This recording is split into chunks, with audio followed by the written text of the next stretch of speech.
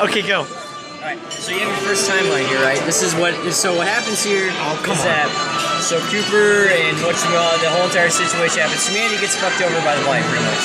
So humanity dies, and what happens is that, so at the very end over here, humanity dies, so either very few survivors or robots or something, they continue on and have to, they have to save humanity by creating a wormhole. So they start over here, so then they create the wormhole. This is actually really cool, man. They create the wormhole, right? And so this causes another Timeline. so they create the wormhole, and then this causes another timeline. How do they create the wormhole? Because they control gravity and time. Because they go so far in the future that they Yeah, can how do they use gravity to control the wormhole? No, because remember, gravity can go back in time. Gravity can control time, But so how that do way you they create can go a back in time. wormhole, though? Like, No, they're so technologically advanced that they can do it. just let them tell You know how a star collapses into a black hole? Yeah. It's something like that. It's a wormhole is sort of like two black holes that are That's what connected. your mother told me last night. Brandon, this is Two black holes. This is a very interesting.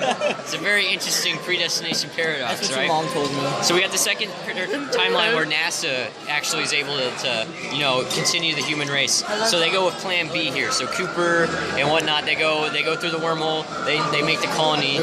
Humanity dies on Earth, right?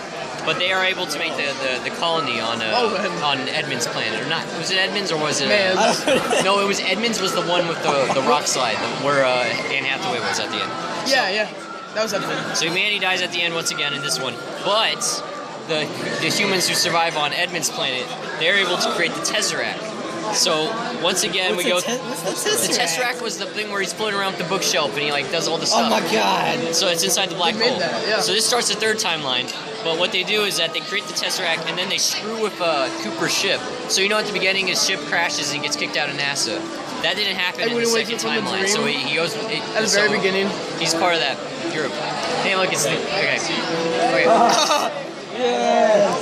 Party time. All right, guys. So what happens during the second timeline? Cooper's ship doesn't crash, so he gets So NASA goes this thing. Plan B. Humanity dies on Earth, but it survives on Edmund's planet. So on Edmund's planet, they eventually get to control gravity and time, but they want to either something causes them to want to make humanity push forward at least 1,000 years or so. So they create. So the third timeline happens. Cooper's ship crashes. They create the Tesseract. So then the movie happens during the third timeline, right? And so at the end of this timeline, right? So we start off at the movie. They go through. He goes in the Tesseract. All right. So then humanity is able to create before they die here. Humanity is able to do what they can do. So this transfers over here. So this one. So they don't die on Earth. They go to Edmund's planet, they go to Saturn because the wormhole closes. So they go to Saturn, so they don't die. Look at my white legs.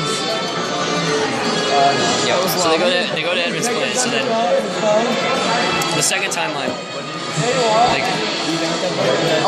I don't think so, not yet. Right. So the first timeline doesn't happen. So he goes to the Tesseract, saves the day. So the second timeline doesn't happen, but then the third timeline continues on because he goes to the Tesseract, humanity's saved, they go to Edmund's planet or something like that because they can control gravity and time. And the end. So there's no paradox, there's no two timelines, there's just one timeline. What's happening?